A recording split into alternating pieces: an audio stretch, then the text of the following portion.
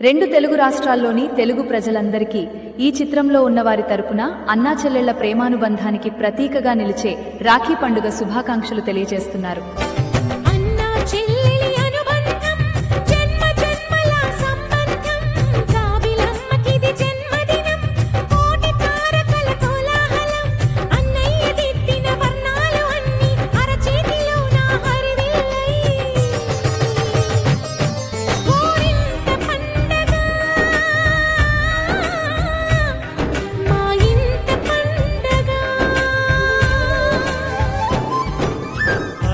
చెల్లెలి అనుబంధం జన్మ జన్మల సంబంధం రావిలమ్మకిది జన్మదినం కోటి తారకల కోలాహలం.